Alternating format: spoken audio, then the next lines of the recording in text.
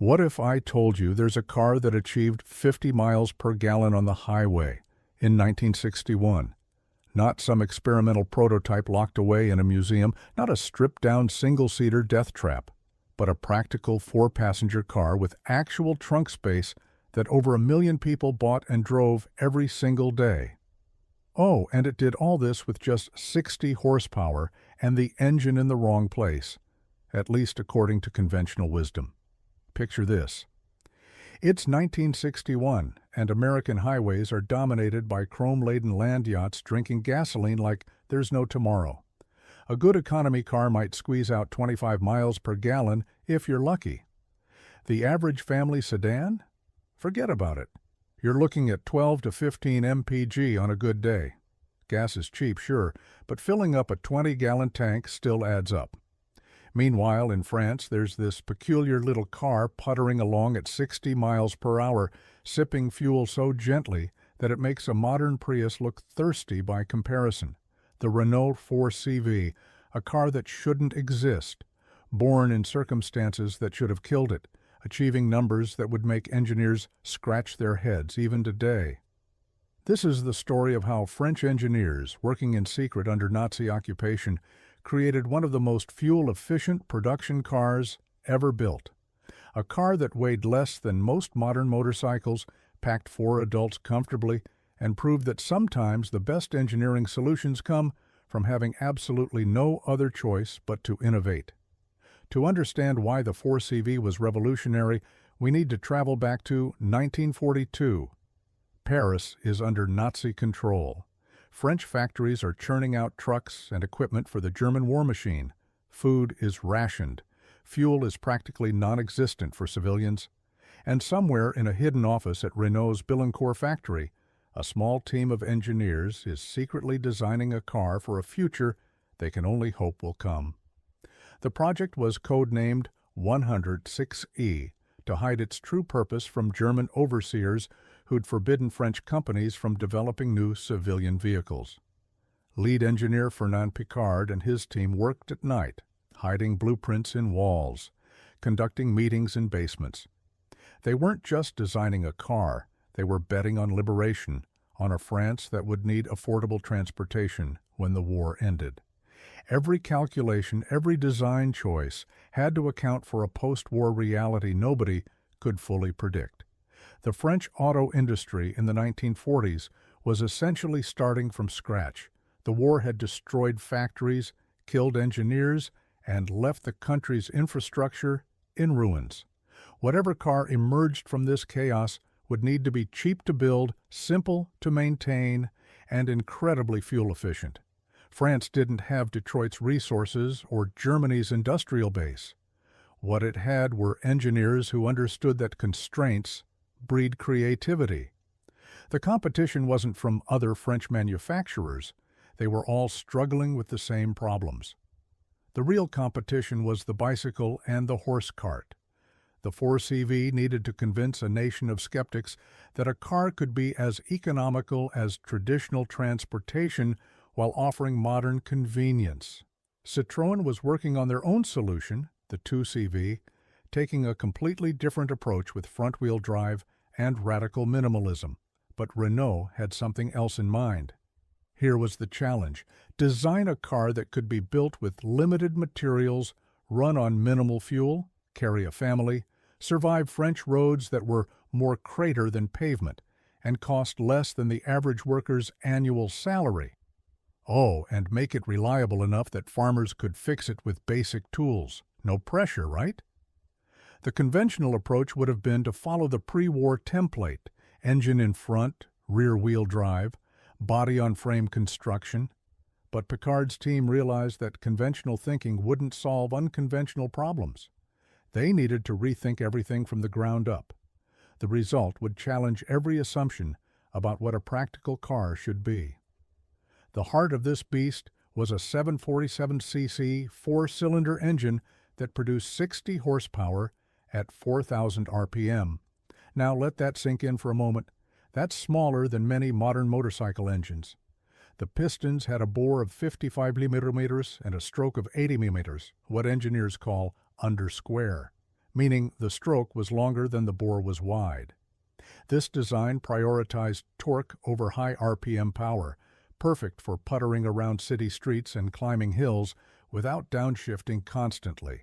The compression ratio was 6.75.1, laughably low by today's standards, where even economy cars run 10.1 or higher. But this wasn't about maximum power extraction. Low compression meant the engine could run on absolutely terrible fuel, the kind of low-octane swill that was all French refineries could produce in the post-war years. It also meant less stress on engine components, which translated to legendary reliability. But here's where it gets interesting. Renault mounted this tiny engine in the rear of the car behind the rear axle. This wasn't just different, it was heretical to automotive orthodoxy. Rear engines were for racing cars and Volkswagen's weird people's car project. Serious manufacturers put engines where God intended, up front. The rear engine layout solved multiple problems simultaneously. First, it eliminated the need for a drive shaft running the length of the car, saving weight and mechanical complexity. The engine, transmission, and differential were all packaged together in one compact unit. Second, it put weight over the drive wheels, improving traction on slippery surfaces. Third, it freed up the entire front of the car for luggage, creating a surprisingly spacious trunk where the engine would normally sit. The transmission was a 3-speed manual, later upgraded to 4 speeds, with synchronizers on second and third gears. This was actually advanced for a budget car of the era. Many competitors still required double clutching to downshift smoothly. The gear ratios were carefully chosen to maximize fuel efficiency. First gear was low enough to climb steep grades fully loaded. Third gear was tall enough to cruise at 60 mph without screaming the engine. The final drive ratio of 4.27.1 struck the perfect balance between acceleration and economy. The chassis was a unibody design, revolutionary for a small car in 1947 when production began. Instead of bolting a body onto a separate frame like trucks, the 4CV's body was the structure. Every panel contributed to rigidity. This approach saved hundreds of pounds compared to body-on-frame construction while actually increasing strength. The entire car weighed just 1,300 pounds. To put that in perspective, a modern Honda Civic weighs more than twice that. A Harley-Davidson Road Glide weighs 900 pounds. The 4CV was basically a motorcycle and a half. The suspension was independent at all 4 corners, another feature you'd never find on economy cars of the era. The front used a double wishbone setup with coil springs. The rear had swing axles with coil springs. This wasn't just fancy engineering for its own sake. Independent suspension meant each wheel could react to bumps without affecting the others, crucial for maintaining control on war-damaged roads. The body itself was a masterclass in aerodynamic efficiency, though Renault's engineers arrived at the shape through intuition rather than wind tunnel testing. The 4CV looked like a beetle, not the Volkswagen kind, but an actual insect. Rounded everywhere, no sharp edges, a tapering rear end that helped air flow smoothly off the back. The drag coefficient was around 0.36, not spectacular by modern standards, but remarkable for 1947. Remember, contemporary American cars had the aerodynamics of brick walls, with drag coefficients often exceeding 0.50. Let's talk about that fuel economy, because the numbers are genuinely shocking. The 4CV achieved 50 miles per gallon on the highway at a steady 50-55 mph. In city driving, it still managed 35 to 40 MPG. These aren't converted or estimated numbers. These are real-world results reported by thousands of owners and confirmed by period road tests. How did it achieve this? Start with weight, or the lack thereof. At 1,300 pounds, the 4CV weighed less than a modern Smart 42.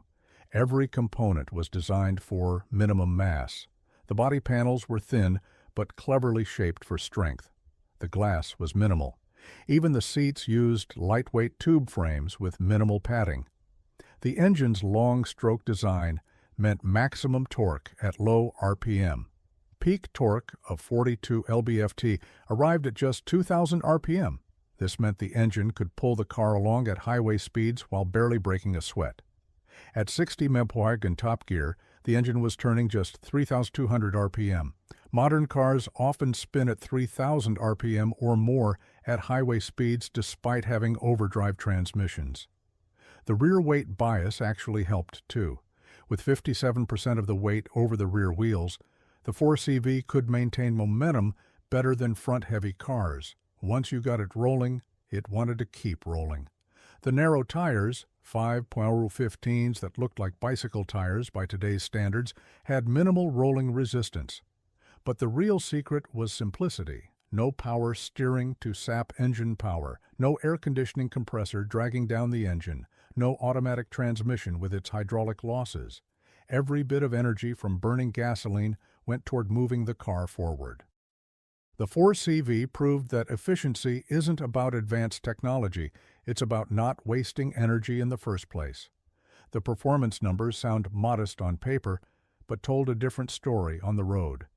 0 to 60 mph took about 38 seconds, eternity by modern standards, but respectable for an economy car in 1961. More importantly, the 4CV could cruise all day at 60 mph, its sweet spot for both fuel economy and mechanical sympathy. Top speed was 70 mph, though you wouldn't want to hold it there for long. The quarter mile came up in about 24 seconds at 55 mph. Again, not going to win any drag races, but the 4CV wasn't about straight-line speed. It was about maintaining momentum, about conservation of energy. Once you learned to drive it properly, carrying speed through corners, planning overtakes carefully, using the car's momentum, it could keep up with traffic just fine. Where the 4CV really shined was in the mountains. That rear weight bias that made it tricky in the rain became an advantage climbing steep grades. The engine's torque curve was perfectly matched to the gear ratios. You could climb most hills in third gear, only dropping to second for the steepest grades. The independent suspension kept all four wheels planted even on rough mountain roads. The braking was adequate. Four-wheel drums with a total of 380 square centimeters of swept area. From 60 mph, it took about 200 feet to stop. Not great, but the lightweight helped. You learned to anticipate, to use engine braking, to drive with mechanical sympathy. The 4CV taught you to be a better driver because it had to. The development of the 4CV reads like a spy novel. From 1940 to 1944, Picard's team worked in complete secrecy. They couldn't order prototype parts without raising suspicion, so they hand-built components in hidden workshops. They couldn't test prototypes on public roads, so they ran durability tests in the factory basement at night, the engine noise masked by bombing raids. The first complete prototype was hidden in a false wall when German inspectors came through.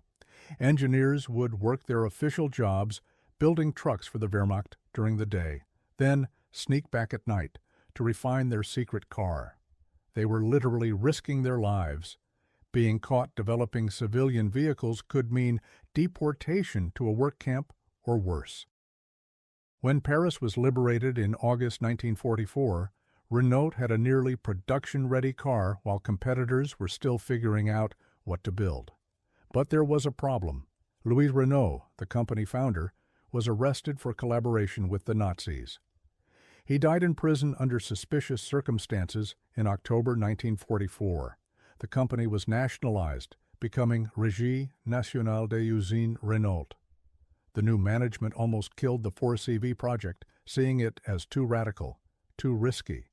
Picard fought desperately to save his baby car. He arranged secret demonstrations for government officials, letting them drive.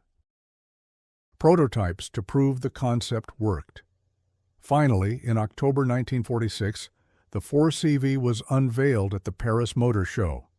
The public response was immediate and overwhelming. Here was exactly what France needed: an affordable, efficient, practical car for rebuilding the nation. Production began in 1947 at Billancourt, but demand far exceeded supply. Renault implemented a lottery system. You literally had to win a drawing to earn the right to buy a 4CV. By 1949, production ramped up to 300 cars per day. The Billancourt factory became a model of efficiency, with 4CVs rolling off the line every 2 minutes during peak production. The 4CV wasn't just transportation, it became a symbol of French recovery. Families who'd never owned a car suddenly had mobility. Small businesses could make deliveries. Rural doctors could reach patients. The 4CV democratized driving in France the way the Model T had done in America 40 years earlier. Between 1947 and 1961, Renault built 105,547 examples of the 4CV. Let that number sink in. Over 1 million of these tiny, rear-engined oddities. It became France's first car to break the million-unit barrier. For comparison, it took Volkswagen until 1955 to build their millionth Beetle, and they had a 7-year head start. The 4CV was exported globally. Assembly plants opened in Australia, Belgium, England, Ireland, Japan, Spain, and South Africa. Each market got slightly different versions. The English got right-hand drive. Australians got heavy-duty suspension for their rough roads. The Japanese version influenced a generation of K cars that followed. In racing, the 4CV punched far above its weight. The 1063cc competition version with twin carburetors produced 55 horsepower. Doesn't sound like much until you remember the car weighed nothing. In the 1950 Mille Miglia, a 4CV finished first in class and 15th overall, beating cars with 3 times the horsepower. The little Renault proved that lightweight and reliability could triumph over raw power. The 4CV dominated the 750cc class at Le Mans throughout the early 1950s. Private teams developed increasingly wild versions. The Autoblue version had a streamlined body and achieved 115 mph on the Mulsanne Straight. Ferry Porsche himself drove a 4CV and used it as inspiration for the 356's rear-engine layout. The DNA of the 4CV lived on in unexpected places. But here's the thing about the 4CV's racing success. It wasn't about winning overall, it was about proving the concept. Every class win, every long-distance finish, every reliability trial conquered added credibility to the rear-engine layout. Customers who might have been skeptical about putting the engine in the wrong place saw these little cars finishing races, while bigger, more powerful cars broke down. The 4CV's influence on Renault's future was profound. The Dauphine that replaced it in 1956 was essentially a larger, more refined 4CV. Same rear-engine layout, same focus on efficiency, same philosophy of simple elegance. The Dauphine became the first European car to sell over 2 million units. The formula worked. Even the Renault 8 and 10 that followed maintained the rear-engine layout into the 1970s. It wasn't until the Renault 12 in 1969 that the company finally abandoned rear engines for mainstream models. That's nearly 30 years of commitment to a layout most manufacturers wouldn't touch. The 4CV created a template for the modern city car decades before the term existed. Lightweight, compact dimensions, excellent fuel economy, surprising interior space. Sound familiar? Every Smart for 2, every Fiat 500, every Mini owes something to the 4CV's proof of concept. You could argue the 4CV invented the premium small car segment. It was never the cheapest option, but it offered quality and efficiency that justified the price. The technical innovations were subtle but significant. The 4CV was one of the first cars to use flush-mounted door handles for aerodynamic efficiency. The heating system, which used heat exchangers around the exhaust pipes, became standard on air-cooled rear-engine cars. The rack and pinion steering, unusual for the era, provided precision that larger cars couldn't match. So what was actually going wrong with conventional car design that the 4CV solved? The problem was assumption stacking. Everyone assumed cars needed to be heavy to be safe. They assumed front engines were the only practical layout. They assumed fuel economy meant sacrifice. The 4CV systematically dismantled these assumptions. Take weight, for instance. Contemporary safety thinking said heavier cars were safer cars. More metal equals more protection, right? But the 4CV's engineers realized that not getting into accidents was better than surviving them. The lightweight meant shorter stopping distances, better maneuverability, less kinetic energy in a crash. The independent suspension meant better control in emergency situations, prevention over protection. The rear engine layout challenged everything. Conventional wisdom said rear engines were unstable, that they'd spin in the rain, that they were only for racing cars. But Renault's engineers understood physics. Yes, rear engines could be tricky at the limit, but how often did normal drivers reach the limit? For 99% of driving, the rear engine provided better traction in snow, better weight distribution climbing hills, and a quieter cabin with the engine noise behind you. The efficiency wasn't just about saving money on fuel. In post-war France, fuel availability was the issue. Gas stations were scarce outside cities. The 4CV's 50 MPG highway meant you could drive from Paris to Lyon, 290 miles, without refueling. Try that in a contemporary American car getting 15 MPG with its 20-gallon tank.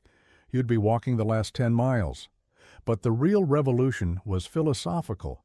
The 4CV proved that engineering excellence didn't mean adding more power, more size, more complexity.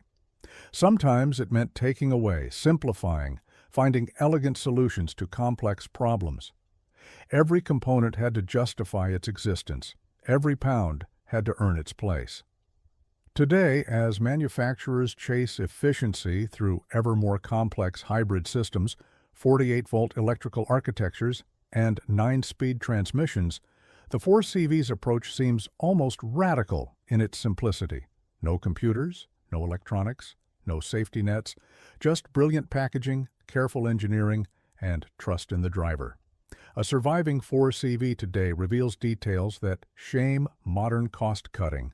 The door hinges were over-engineered for 1,000,000 cycles. The shift linkage used bronze bushings instead of plastic. The engine block was designed with extra material in stress areas. This wasn't planned obsolescence. This was building a car to last in a country that couldn't afford disposable anything. The interior was Spartan but thoughtful. The seats were thin but shaped to provide support where needed. The dash was painted metal but with a textured finish that didn't show fingerprints. The steering wheel was large, necessary without power assist, but thin-rimmed to not feel bulky. Every detail showed thought, consideration, respect for the user. The 4CV's fuel economy figures become even more impressive when you consider the technology available. No fuel injection to precisely meter gasoline, just a simple Solex 22 carburetor. No computer-controlled ignition timing, just mechanical advance weights and vacuum advance. No aerodynamic modeling software, just intuition and experimentation. The 4CV achieved with slide rules what modern cars struggle to match with supercomputers. Modern perspective makes the 4CV's achievement even more remarkable. A 2024 Honda Civic gets about 42 MPG highway despite having advanced fuel injection, variable valve timing, continuously variable transmission, and every efficiency trick Honda's engineers can devise. It weighs 3,000 pounds. Despite using high-strength steel and aluminum components, the 4CV's designers couldn't dream of.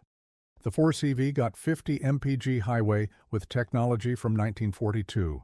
No catalytic converter robbing power, no safety equipment adding weight, but also no wind tunnel optimization, no computer modeling, no advanced materials, just clever engineering and an absolute focus on efficiency. It makes you wonder what we've really gained in 8 decades of automotive progress. Consider the modern obsession with SUVs and crossovers. The best-selling vehicles in America weigh 4,000, 5,000 pounds and struggle to achieve 30 MPG highway. We've gone backwards. The 4CV carried 4 adults and luggage while weighing less than a modern Mazda MX-5 Miata that seats 2. We've convinced ourselves we need size for safety, weight for stability, power for security. The 4CV proves we're wrong. Even modern rear-engine cars miss the point. The Porsche 911 uses its rear engine for performance, not efficiency. The Smart 42 has the engine in the right place but weighs 1,800 pounds and only gets 39 MPG highway. Somehow, we've lost the ability to do what French engineers did in secret under Nazi occupation with 1940s technology. The 4CV's spiritual successors have lost the plot. The modern Renault Twingo is front-wheel drive, weighs 2,200 pounds, and gets worse fuel economy than the 4CV. The Volkswagen Up, supposedly a back-to-basics city car, weighs 2,000 pounds. We've added safety equipment, sure, but also power windows, air conditioning, infotainment systems, electrically adjustable mirrors. Features the 4CV proved you don't actually need. There's something profound about a machine that does one thing perfectly. The 4CV wasn't trying to be a sports car on weekends and a luxury car during the week. It wasn't pretending to be an SUV for the school run and a track car for fun. It was basic transportation executed at the highest level. It moved people efficiently, reliably, affordably, full stop. The 4CV reminds us that constraints breed creativity. Unlimited budgets and resources often lead to bloated, compromised products. But when you have no choice but to innovate, when failure means your country doesn't recover from war, when every gram and every franc matters, that's when engineering reaches art. Think about the courage it took to develop the 4CV, not just the physical courage of working under occupation, but the intellectual courage to reject conventional wisdom, to say, we're putting the engine in the back when everyone knows engines go in front, to say we're making it lighter when everyone knows heavier is safer, to trust that efficiency and simplicity would find a market when competitors were adding chrome and tail fins. The 4CV was France's Model T, its Volkswagen Beetle, its people's car. But unlike the Model T, which succeeded through mass production, or the Beetle, which succeeded through political mandate, the 4CV succeeded through pure engineering merit. It was simply better at being a small car than anything else available. Every time you see a modern manufacturer tout their latest efficiency breakthrough, stop-start systems, cylinder deactivation, mild hybrid assistance, remember that a group of French engineers achieved 50 MPG with a carburetor and mechanical ignition. They didn't have technology, they had vision. The lesson of the 4CV isn't that we should go back to 60 horsepower death traps. It's that we've forgotten what's possible when efficiency is the actual goal, not a marketing bullet point. When engineers are given a clear target, maximum efficiency, minimum cost, reliable transportation, and freed from feature creep and market research telling them customers want cup holders and mood lighting. Somewhere in a French barn, there's probably a 4CV sitting under a dusty tarp. Its 747cc engine silent, its revolutionary rear-mounted heart waiting to beat again. That little car, designed in secret by engineers who refused to accept defeat, proved that the best solution is often the simplest. That innovation doesn't mean complexity, that sometimes putting the engine in the wrong place is exactly right.